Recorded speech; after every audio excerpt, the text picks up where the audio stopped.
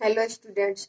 आज हम लोग क्लास 9 का फर्स्ट चैप्टर का प्रश्नावली 1.1 स्टडी करेंगे, जिसमें तुम्हारा फर्स्ट क्वेश्चन है कि क्या शून्य एक परिमेय संख्या है, क्या इसे आप p बाई क्यू के रूप में लिख सकते हैं, जहां p और q पूर्णांक है, जहां q डज इक्वल टू 0। हमको इसमें लिखना है कि क्या शून्य एक परिमेय संख्या है। तो आप सब लोग को पता होगा कि शून्य क्या है, शून्य एक परिमेय संख्या है और इसे हम क्या कर सकते हैं, p बाई क्यू के रूप में लिख भी सकते हैं। और क्या होना चाहिए, क्यू इक्वल टू 0, यानी कि किसी के जैसे कि बट्टा में क्यू है तो उसके हर में 0 नहीं होना चाहिए। तो हम लिख सकते हैं कि हाँ, शून्य एक परिमेय संख्या, शून्य एक परिमेय संख्या है। ये क्या हो गया कि हाँ, शून्य एक परिमेय संख्या है, क्योंकि हम क्या कर सकते हैं, क्योंकि हम इसे लिख सकते हैं कि 0/1, 0/2, मतलब 0/3 डैश डैश ETC तक। और इस क्या हो सकता है, इसमें हम पॉजिटिव नेगेटिव, मतलब जो आपका नीचे वाला हर है, ऊपर वाला क्या बोला जाता है, अंश, और नीचे वाला को हर। तो ये जो आपका अंश और हर है, इसे हम क्या कर सकते हैं, पॉजिटिव और नेगेटिव, मतलब कि धनात्मक और ऋणात्मक, प्लस वाला और माइनस वाला दोनों रख सकते हैं। उसके बाद है सेकेंड क्वेश्चन कि 3 और 4 के बीच 6 परिमेय संख्या ज्ञात कीजिए। क्या करना है कि 3 और 4 के बीच हमको क्या करना है, 6 परिमेय संख्या ज्ञात करना है। तो परिमेय संख्या से ज्ञात करने का बहुत ऐसा नियम है, लेकिन आपका सबसे ये आसान तरीका है कि हम इसे क्या करें कि जो मतलब कि 6 परिमेय संख्या ज्ञात करना है। इसका मतलब क्या हुआ कि आपका n बराबर क्या दे दिया हुआ है, 6 दे दिया हुआ, यानी कि हम इसे क्या कर सकते हैं, n बराबर हम लिख सकते हैं 6। तो इसमें हम इसको निकालना होगा कि इसलिए हम क्या करेंगे, n+1 निकालेंगे। तो n+1 यानी कि 6 + 1 बराबर कितना हो जाएगा, 7 हो जाएगा। उसके बाद हमको क्या करना है, जो इस संख्या दिया हुआ रहता है तो 3 और 4 के बीच का हो रहा है, तो हम क्या करेंगे कि 3 में क्या करेंगे कि इसको 3 गुने, जो इस 7 दिया हुआ है तो इसको ऊपर नीचे उतना ही से गुना करेंगे। 3 गुने 7/7 क्या हो जाएगा, 21/7। उसी तरह एक आपको क्या दिया हुआ है, 4 दिया हुआ है, तो इसको भी क्या करेंगे हम, 4 गुने 7/7, यानी कि 28/7। अब इन दोनों संख्या के बीच यदि मेरा 6 परिमेय संख्या आ जाएगा, 6 संख्या आ जाएगा, तो हम क्या मानेंगे कि मेरा ये संख्या जो हम निकाल रहे हो सही है। नहीं तो इसका और बहुत ऐसा तरीका, हम इसे a+b/2 करके भी निकाल सकते हैं, इसे संख्या रेखा पे दर्शा के, ऐसे बहुत ऐसा तरीका है, लेकिन सबसे आसान तरीका आपका यही है। उसके बाद हम इसको क्या करेंगे कि लिखेंगे कि इसलिए 3 और 4 के बीच, 6 परिमेय संख्या, 3 और 4 के बीच 6 परिमेय संख्या। तो देखिए हमको क्या करना है कि 21/7 और 28/7 के बीच में ही लेना है। तो हम कहाँ से चालू करेंगे, 21/7 के बाद क्या आता है, 22 क्या करेंगे हम, 22/7, फिर 23/7, 24/7, 25/7, उसी तरह हो जाएगा आपका 26/7 और 27/7, 26/7। इसी तरह देखिए आपका 6 हो गया होगा। देखिए क्या है कि 21/7 और 28/7 के बीच आप 6 लिख दिए, 1 2 3 4 5, 6 आपका परिमेय संख्या हो गया। 22 यहाँ पे क्या हो जाएगा, 27/7। देखिए 22/7, 23/7, 24/7, 25/7, 26/7 और 27/7। तो आपका ये 2 क्वेश्चन हो चुका है। इसके बाद हम लोग नेक्स्ट यानी कि क्वेश्चन नंबर 3 में चलेंगे। तो जैसे आप लोगों को किसी को उतारना है तो आप इसे उतार भी सकते हैं।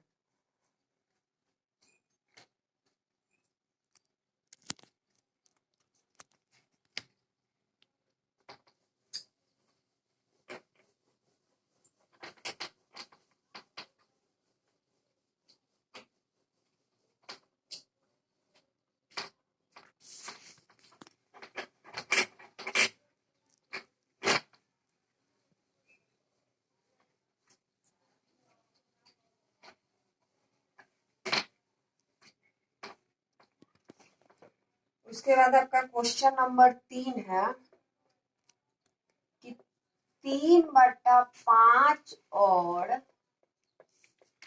4/5 5 के बीच 3/5 और 4/5 के बीच 5 परिमेय संख्या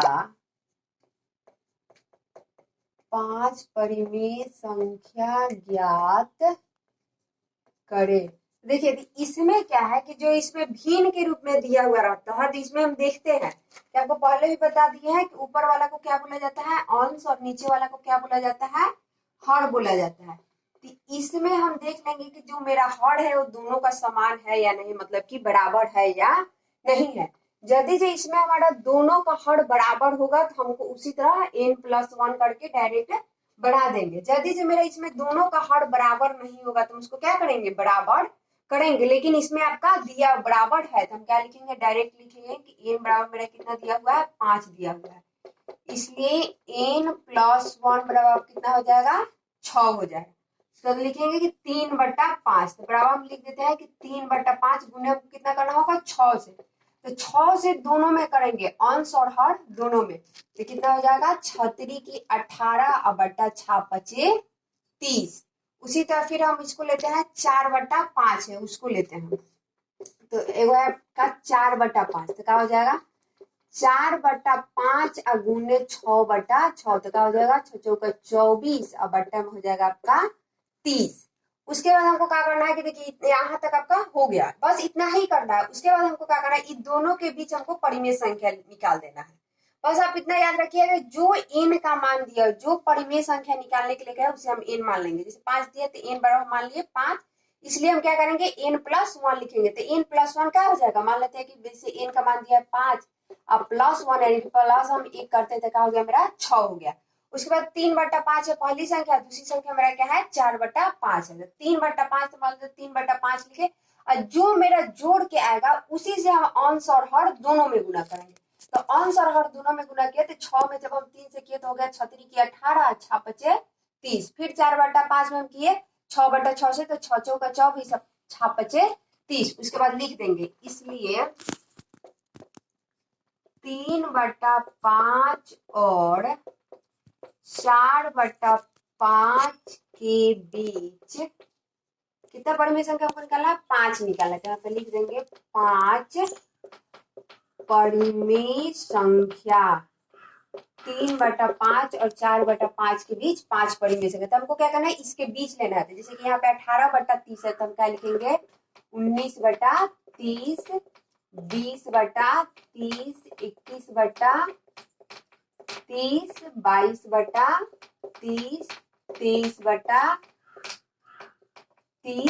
इसी तरह हम इसको लिखते जाएंगे। उसके बाद हमको क्या करना है 5 तो लिख देता है 18 से हो गया 24 25 तो हो गया आपका 19/30 20/30 21/30 22/30 23/30। बस आपका ये 5 हो गया। देखिए एकदम उसी के बीच में हो। बस आपका इतना ही पे सोल्व हो गया। या आप किसी और मेथड से बनाइएगा तो क्या होगा कुछ और ज्यादा लंबा हो जाता है। इससे अच्छा है कि सबसे अच्छा है आपका आसान तरीका इसी तरीके से बने। उसके बाद हम लोग क्वेश्चन नंबर 4 यानी कि नेक्स्ट क्वेश्चन नंबर 4 में चलते हैं। क्वेश्चन नंबर 4 में आपका है कि नीचे दिए गए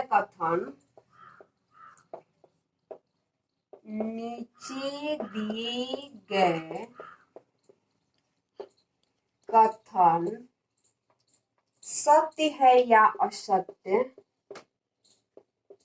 सत्य है या असत्य कारण के साथ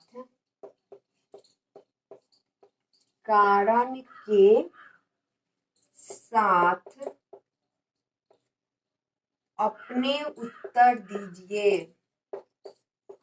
कारण के साथ अपने उत्तर दीजिए। इसमें देखिए 4 नंबर का है कि जो अभी कथन लिखना है। जैसे कि 1 नंबर कथन है कि प्रत्येक प्राकृत संख्या एक पूर्ण संख्या होती है। प्रत्येक प्राकृत संख्या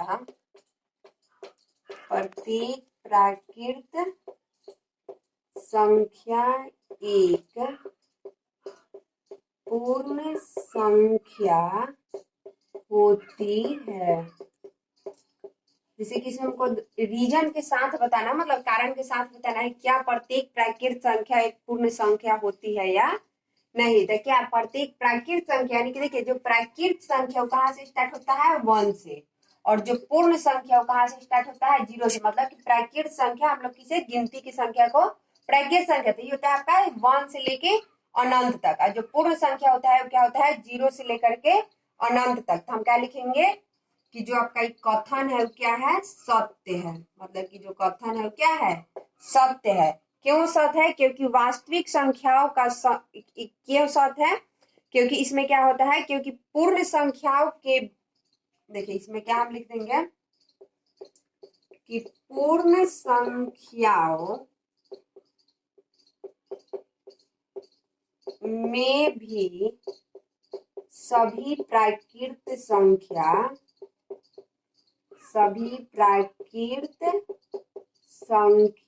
होती है। मतलब देखिए इसमें क्या हुआ कि जो ये आपका कथन है वो सत्य है। क्यों सत्य है, क्योंकि इसमें क्या होता है, क्योंकि पूर्ण संख्याओं में भी सभी प्राकृत संख्या होती है। उसके बाद है आपका 2 नंबर। 2 नंबर क्या है कि प्रत्येक पूर्णांक एक पूर्ण संख्या होती है। यहाँ पे आपका कि प्रत्येक पूर्णांक एक पूर्ण संख्या, प्रत्येक पूर्णांक एक पूर्ण संख्या होती है। तो क्या पूर्णांक संख्या क्या होता है, पूर्णांक संख्या होता है, क्या होता है, माइनस और प्लस, इसमें दोनों होता है। और जो पूर्ण संख्या कहाँ से होता है, 2 से, मतलब कि 0 से लेकर के अनंत तक होता है। तो इसका आंसर क्या हो जाएगा, असत्य हो जाएगा। क्या है, असत्य है। जो कथन लिखा हुआ है क्या है, असत्य है। क्योंकि इसमें क्या होता है, क्योंकि पूर्णांक में क्या होता है कि माइनस से होता है, और पूर्ण संख्या क्या होता है, केवल धनात्मक ही होता है। तो मान लेते हैं कि हम लिख दिए कि क्योंकि पूर्ण संख्या में, क्योंकि पूर्ण संख्या में ऋणात्मक संख्या नहीं होती है। क्या होता है, पूर्ण संख्या में ऋणात्मक संख्या नहीं होती है, क्योंकि पूर्ण संख्या कहाँ से स्टार्ट होता है, 0 से स्टार्ट होता है। इसी कारण क्या होता है कि पूर्ण संख्या में ऋणात्मक संख्या नहीं होती है। इसी कारण क्या है कि पूर्णांक एक पूर्ण संख्या नहीं होती है। बस इतना ही रहने देते हैं। उसके बाद है 3 नंबर कि प्रत्येक परिमेय एक पूर्ण संख्या होती है। 3 नंबर है आपका कि प्रत्येक परिमेय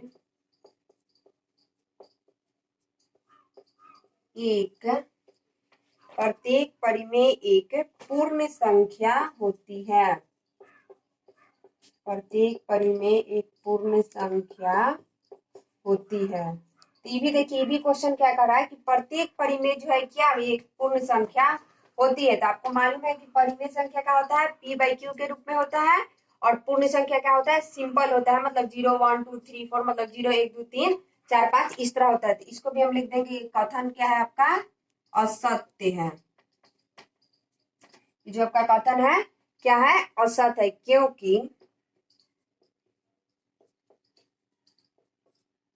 क्योंकि 1/2, क्योंकि 1/2 परिमेय संख्या है, परंतु पूर्ण संख्या नहीं है। किंतु क्या है, पूर्ण संख्या, पूर्ण संख्या नहीं है। देखिए इसमें क्या हुआ कि इसमें कह रहा है कि प्रत्येक परिमेय एक पूर्ण संख्या होती है। देखिए परिमेय संख्या, पूर्ण संख्या, देखिए यहाँ पे हम कुछ भी लिख सकते हैं, 1/2 3/4, कोई भी एक संख्या मान करके लिख सकते हैं। क्या है, ये परिमेय संख्या, क्योंकि परिमेय संख्या का रूप यह क्या होता है, p/q के रूप में होता है। परंतु क्या होता है, पूर्ण संख्या जो क्या होता है, पूर्ण संख्या हम यहाँ से इसे लिखते हैं 0 1 2 3 4, ऐसे इसी तरह हम लोग लिखते जाते थे। इसी कारण क्या है, ये भी कथन जो आपका असत है। इसी के कारण, इसी के साथ साथ आपका एक्सरसाइज क्लास 9 का एक्सरसाइज 1.1 आपका जो हुआ सो आपका पूरा समाप्त हो गया।